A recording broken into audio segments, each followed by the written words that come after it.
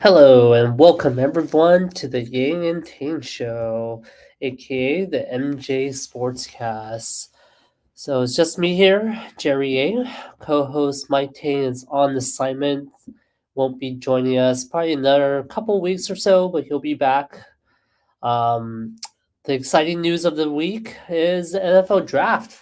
NFL Draft is happening this Thursday, um, April 28th, with the first round will be there at around 5 p.m. PST. Second round will be the day after, on Friday the 29th, 5 o'clock PST as well. Exciting stuff. I think for the Niners originally, we thought this would be a pretty boring first round, potentially a boring second round. But now with all the talks about Debo, a lot of talks about Jimmy G being traded potentially at draft day, it's going to shape up to be a more interesting draft than we thought, or potentially not, depending on what John Lynch decides to do. But I think Niner fans will actually watch a lot more than we originally thought we were going to watch, or pay more attention to it at least. So one of the big news that came out is Alex Mack, center for the Niners, is most likely retiring, and I think everyone's keeping it on kind of a down low if that's going to happen or not. This kind of reminds me of the Joe Staley situation, right? We're thinking Joe Staley, left tackle of the Niners last 2 years ago, was probably going to retire, but Lynch didn't confirm it. No one else confirmed it. And then during draft day, he confirmed he was retiring, and there was a big trade for Trent Williams. Like a Pro Bowl left tackle Trent Williams came in. It kind of feels the same way for Alex Mack, right? Seems like Alex Mack is going to be keeping it kind of hush. We don't know if he's retiring. I know there's the phase one players meeting was this week, and Alex Mack wasn't there. Most of the team was there. Debo wasn't there. I think that was also notable. But all signs are pointing that probably Alex Mack is not coming back this season, right? It's most likely retiring. If that's the case, I feel like getting someone in the draft becomes way more critical. I think we've underestimated how important the center position was. Before Alex Mack, I think Tom Compton was the center, and he didn't do that well. Right, we've had a slew of injury, I think, at that position, and having a guy with experience like Alex Mack really solidified the position last season. I think it wasn't an issue.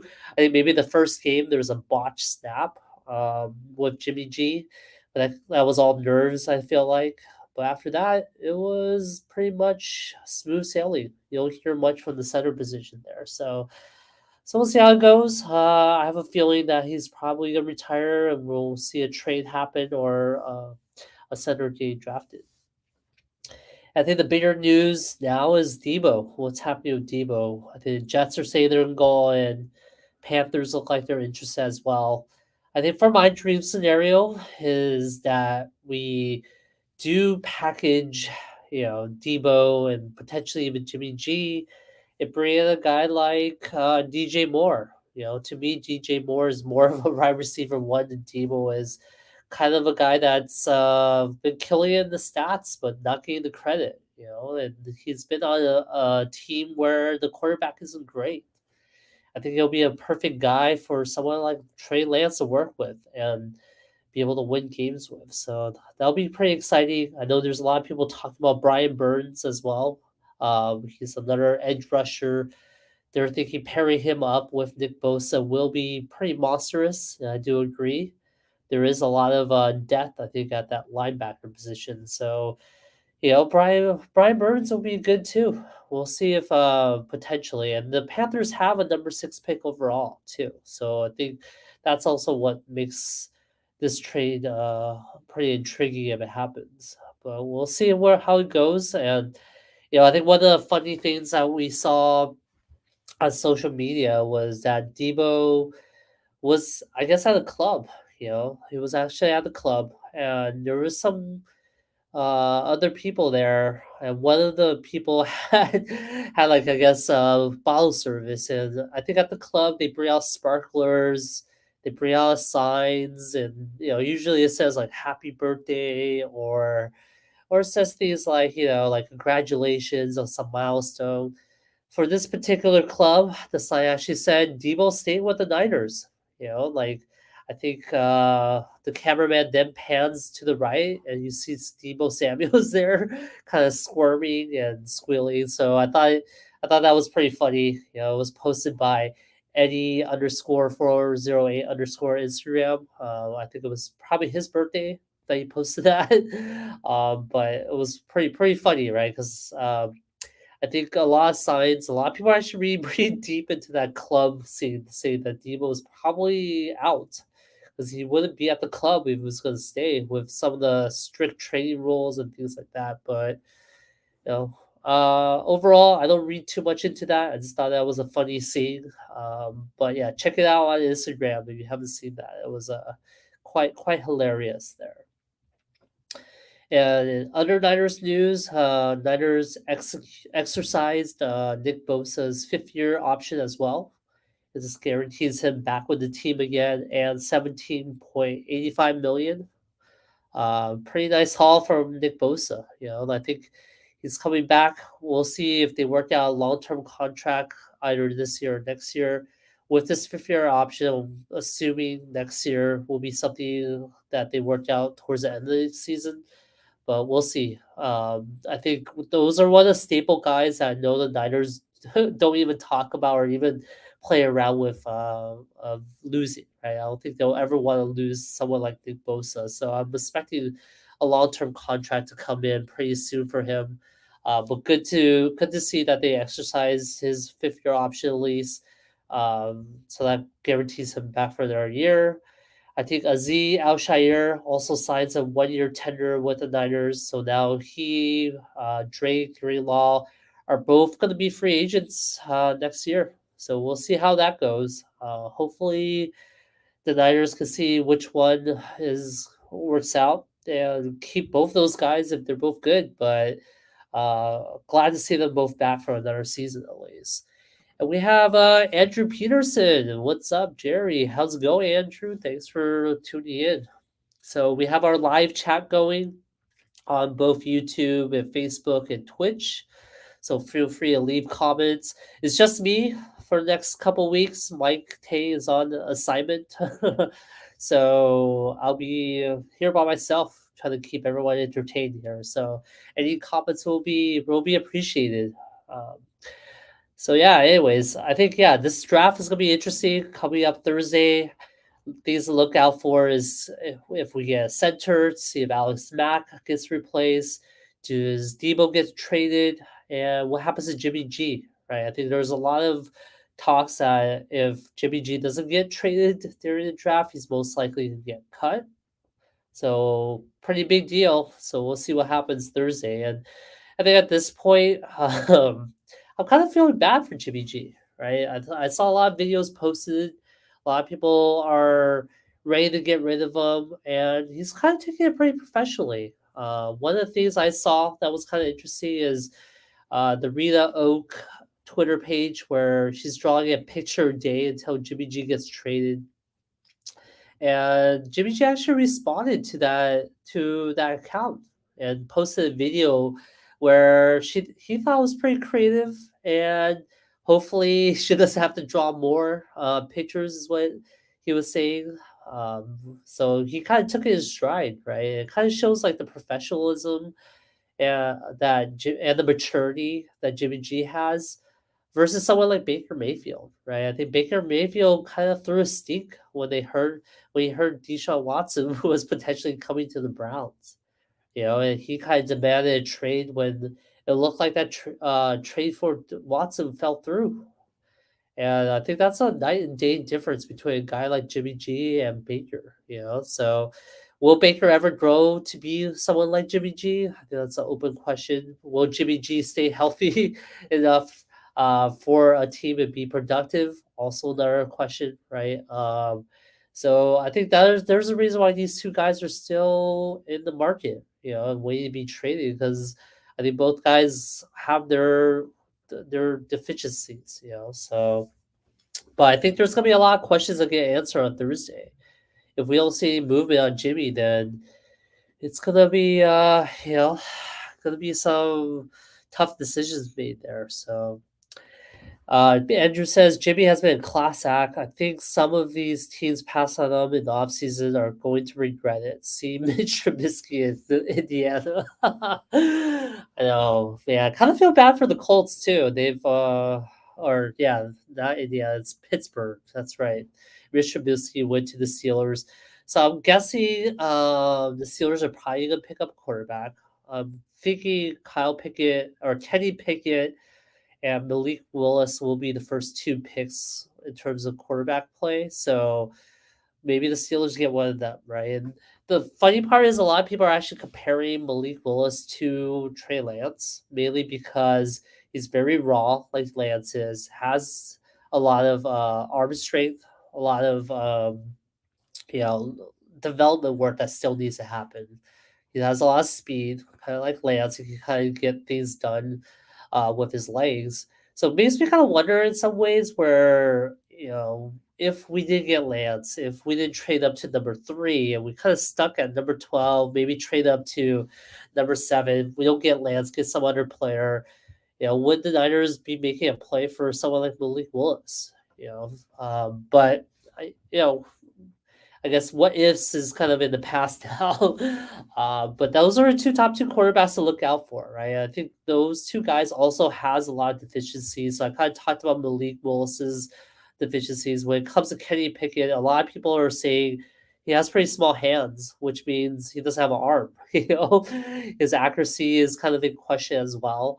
It goes to kind of show how different the quarterback class is this year versus the last year. Last year, I think there was abundant full of top quarterbacks, right? I think Zach Wilson, T. Law, Trevor Lawrence, right? And then obviously Mac Jones.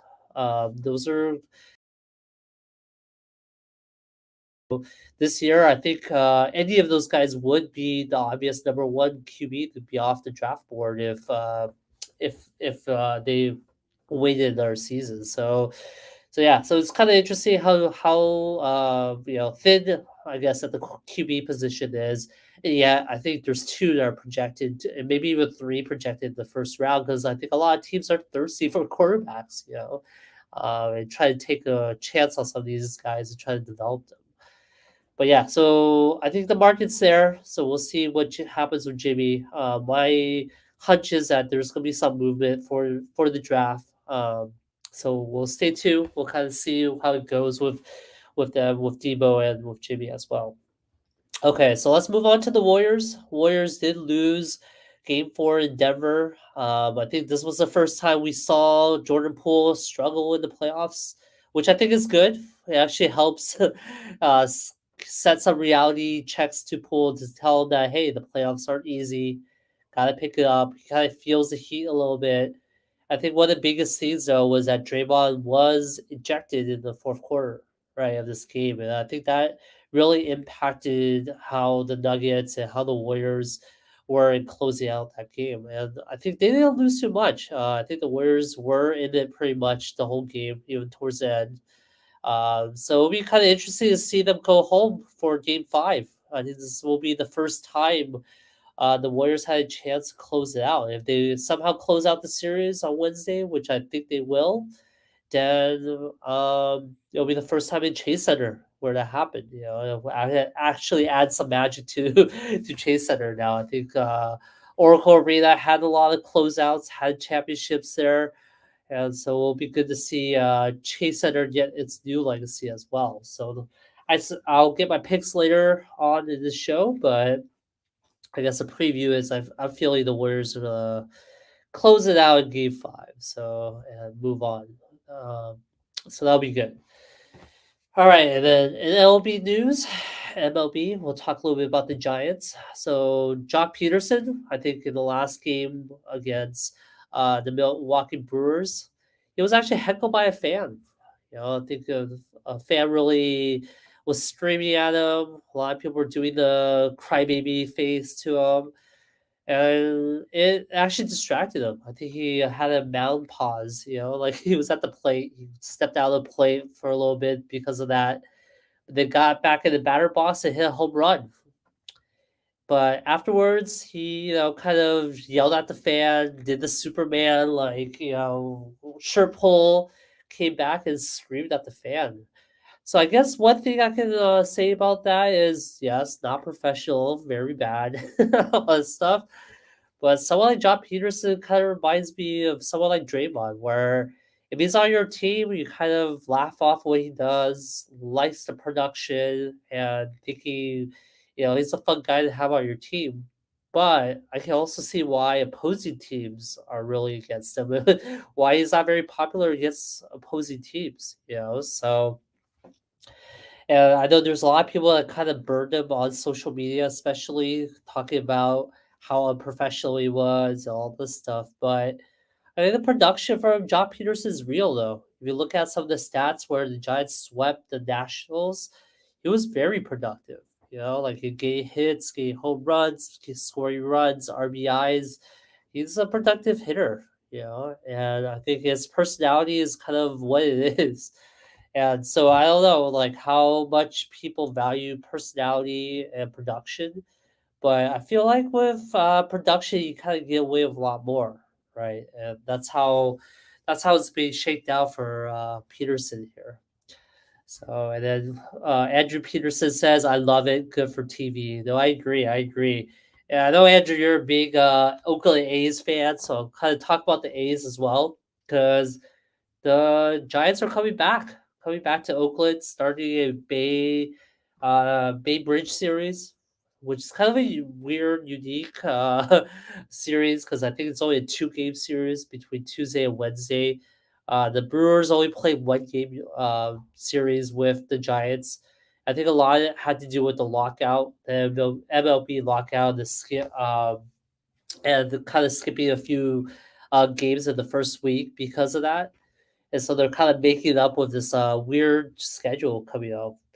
And so the A's coming out. I think one of the things that I read online is that the Las Vegas Aviators, which I think is a minor league team of or AAA team for the Oakland A's, they actually outdrew attendance records for the main team, right? So the Oakland A's had 3,748 fans in attendance, one of the lowest, I think, in a while. I think within the 90s was one of the stats they had. And the Las Vegas AAA team have 5,607. So that's like a 2,000 more fans attending a AAA team than the actual Oakland team. So it kind of shows that all signs are pointing that the A's are probably moving to Las Vegas. I know recently there has been some challenges. Some of the city officials were pushing back a little bit. I think they were just looking for some political posturing and keeping the A's from going there without paying some taxes. I think that's what's eventually going to happen. But it's not looking good for Oakland, though. I mean, with the tennis record, I heard they also increased season tickets for the A's, which also discourages some people from attending. I'm wondering how much of it is by design because they want that new stadium, how much of it is actual revenue that they're trying to get back up, right? So but as an A's fan, I'm not feeling great. Wouldn't be feeling great here. So, and Andrew Peterson says, I honestly still don't think this is a location issue. This is an ownership and maintaining talent to build wealth outside the stadium. Could be. It could be both, right? It could be the location in terms of the Oakland City versus ownership. And that's kind of the way I see it. I'm feeling like the A's ownership is kind of making a stink because they want a new stadium and they want it in downtown, where obviously there's going to be more revenue generated, more fans in attendance, and the city is being a little bit difficult about it, right? And that's where the move is possibly going to happen. So I think it's a little bit both when it comes to that, and I think it's very unfortunate because the casualties of when something like this happens isn't really the players. Players are gonna get paid, right? They're gonna get paid. It's not really what the fans either, because the fans can watch the sport on TV. They can travel to Vegas. Vegas is not that far from Oakland, right? Maybe some of the long-term season ticket holders will kind of feel it, but even then, it's a luxury item, right? Like long-time season ticket holders can, they buy tickets, but they're it's just a hobby for them, But the real casualties, I think, is the people that run the concessions. I think the concession people, the groundskeeper crew, once they move out, they're out of a job. And this some of it I know is a part time job for these people, or there's like a second job for them, but still, they're still losing out income, right? And they're kind of like the lowest common denominator when it comes to this big production known as MLB sports, right? So my heart goes out to those people, right? I think those are the real victims when something like this happens, and it really sucks. I really feel for them, So hopefully, we'll see what happens because there's definitely a lot of drama with the Vegas move. So potentially that might discourage the A's a little bit. Maybe they'll warm up more to Oakland, but I'm lean towards them moving out.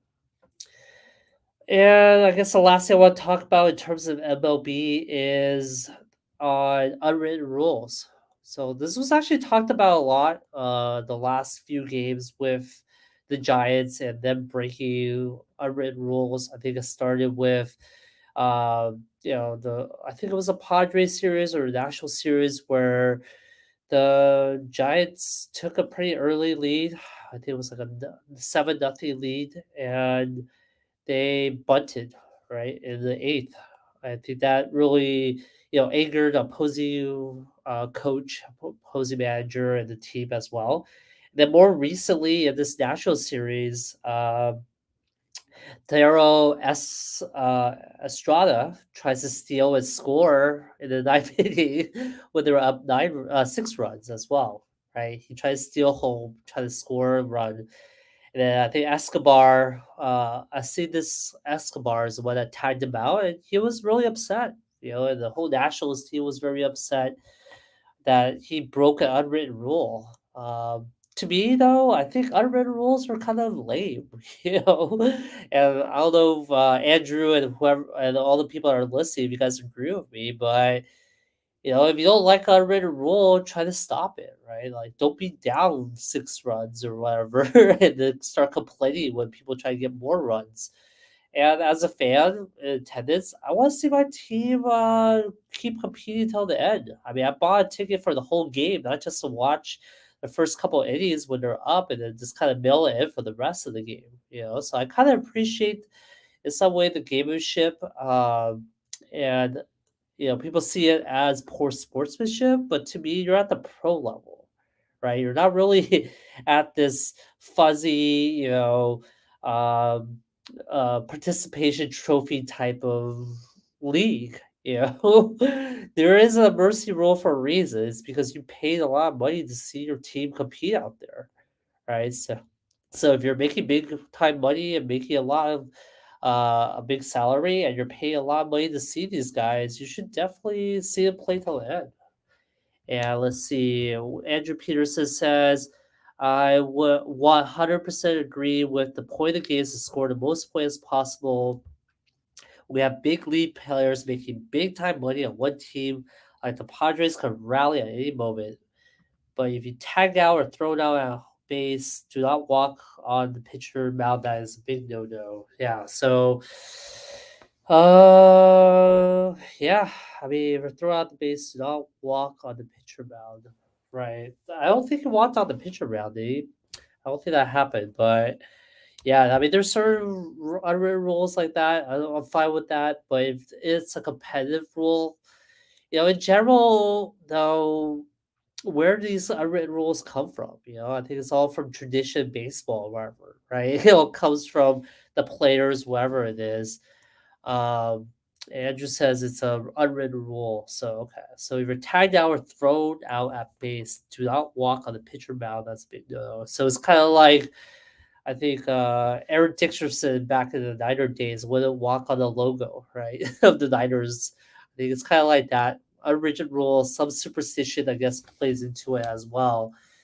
So I get it. I kind of get that rule mainly because it's unnecessary, but I think it's different when you're being competitive, right? So I think a lot of what I'm thinking with those scoring opportunities where I'm big, it happens, you know. So yeah, yeah, I get it. So and then Andrew says it's because opposing teams can step on the mound where the pitcher plants his foot and cause injuries. Yeah, so there is some logic to that. So I think in the rules of safety, I get it, you know, but maybe that's what people are thinking when they get outraged. They don't want, you know, a 6 point or 6 run lead, you know, want to cause more injury, I guess. But at that point, why do you care? You know, you already lost a lot.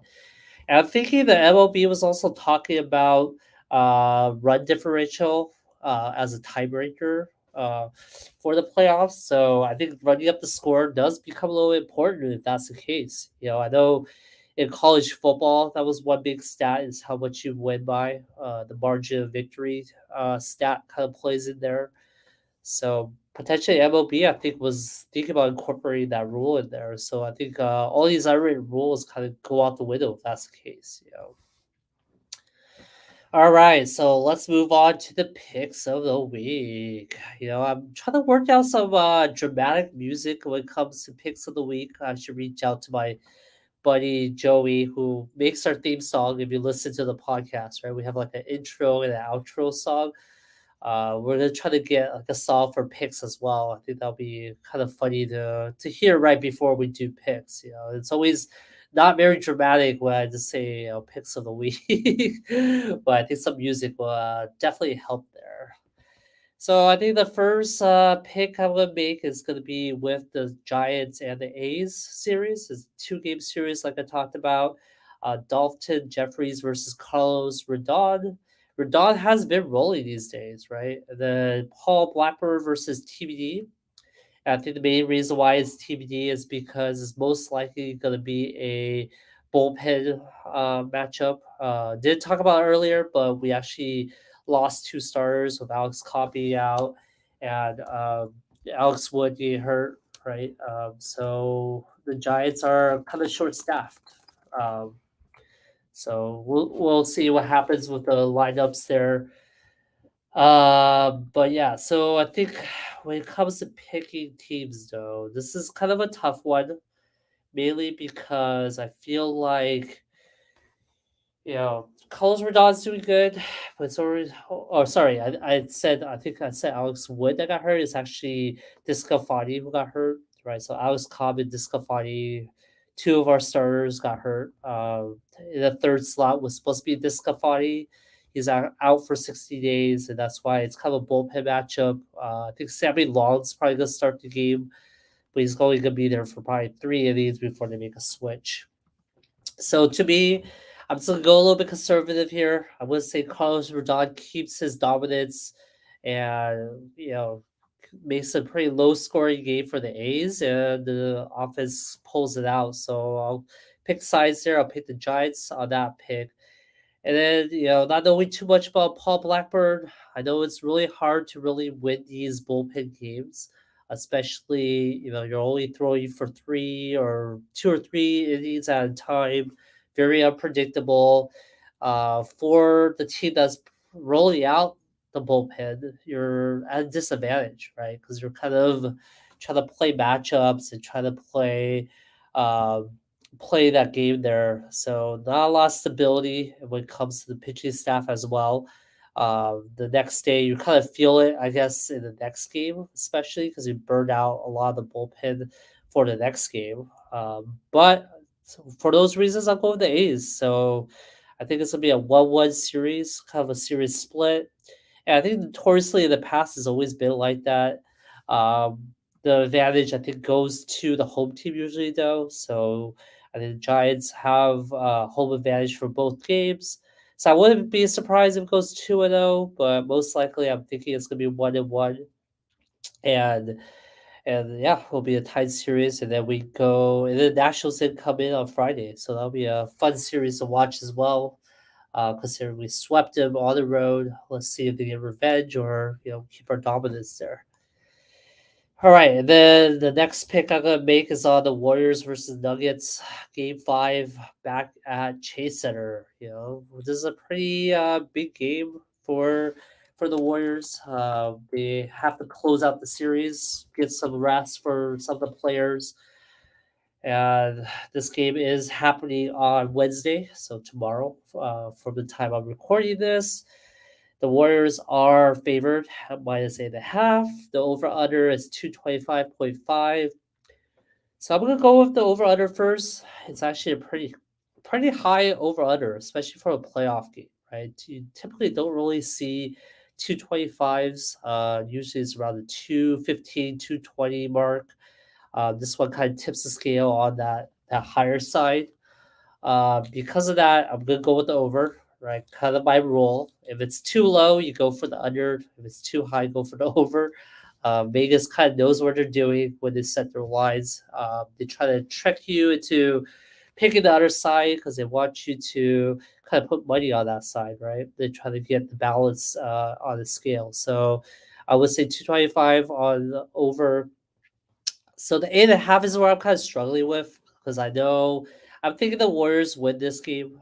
They're going to close it out. They always do better at home, and there's always so much you can do with Djokovic, right? I think him carrying the whole team for the whole series already. There's definitely a burnout factor there.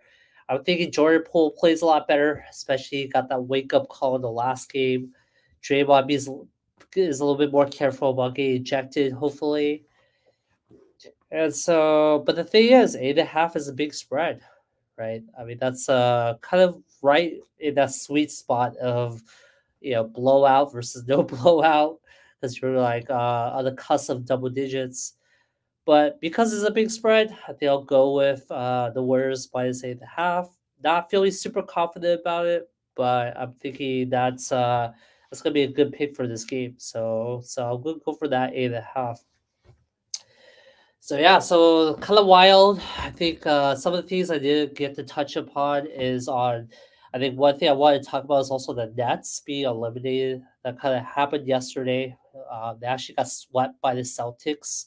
They had to play a play-in series to get the number 7 seed. This was the first time KD actually got swept out of the playoffs. And I think a lot of people were talking about Ben Simmons. I think that was a hot topic mainly because Ben Simmons didn't see the court since he got traded to the Nets. Were they better off with Harden, but Harden wanted to be traded out.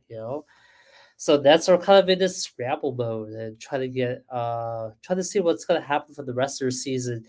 And their season started out pretty hot, I thought, right?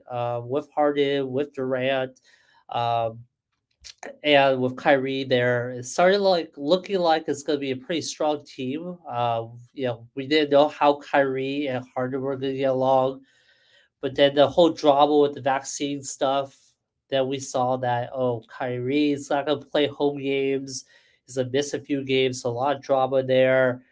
And then the trade happened. They got Seth Curry, Andre Drummond, and Ben Simmons. And Ben Simmons kind of caused a big stink in the Sixers, right? So there was a lot of drama there as well, and he kind of brought the drama with the Nets. So very unpopular player. A lot of memes were actually going around on Twitter. I think one of them was seeing him on the bench, was wearing like very colorful outfits. So there was that big meme of the SWAT team on the side. Everyone's wearing black, but then there's one person wearing a clown outfit. That was kind of an analogy for Ben Simmons. And after the Nets got swept out, I actually saw a tweet where someone says, "Oh, Ben Simmons is coming back for Game 5." Yeah. So I think all the jokes are coming out. One thing I thought was interesting that I saw on social media as well is the fact that his scouting report came out, right, for Ben Simmons. And one of the things that really, really stand out to me is their analysis. And I'll kind of read you what they said, right? It says Simmons' lack of competitiveness crucial games has raised questions about his character. Those who know him best says he needs things to revolve around him on and off the court, and he's often been close-minded to coaching or instruction. And we're starting to see that to be true, right? We're starting to see that Simmons is not great competitively. It is being difficult and wanting the world to revolve around him. So um, I think in the future, for teams, we kind of have to take those scouting reports pretty seriously. Like that was very spot on. I'm wondering for trades and for other players, we should kind of read those scouting reports to see how it goes. I know it can be really inaccurate as well, right? Because I'm pretty sure Steph Curry's scouting report is more on his injury, right? Like he's been pretty injury prone in the past. Good shooter, probably bad defensively. I would imagine that's probably the scouting report. And look at him now, right? He's like pretty healthy overall, barely any freak injury, knock on wood. He's really competitive. Defense is great now as well. He's a low key like good defender in terms of stealing the ball, guarding people twice his size at times. So it's kind of hard to say for those type of things, but when it comes to character issues, I feel like they get it right more times than wrong.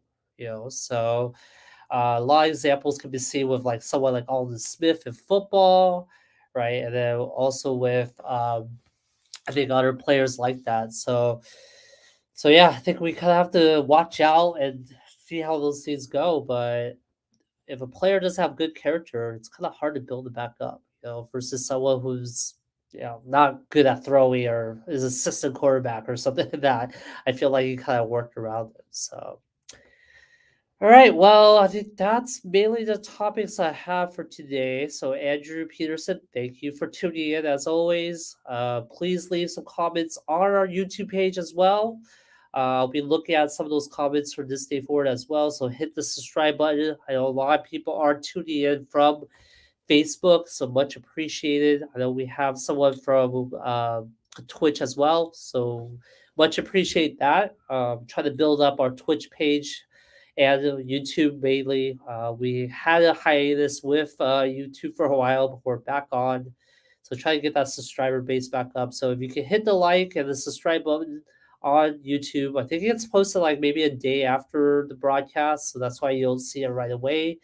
But if you can help us out, hit the subscribe there. I think that'll really help us out a lot. All right, well, I think that's it for today. Tune in for the draft. I think that's the biggest news. Tune in for the Warriors playoff. Hopefully, we close it out in 5. I'm thinking we do. And then the Bay Bridge series is coming up. So, always very excited to see the Bay Area teams go at it. So, I think there's a lot going on this week. A lot of news, especially with Debo, Jimmy, and with Alex Mack that's coming up now. So a lot of things to tune in on. Those are key things I'll be focusing on. I think next week we can talk about it again. So thanks a lot, everyone, for tuning in, and have a good day.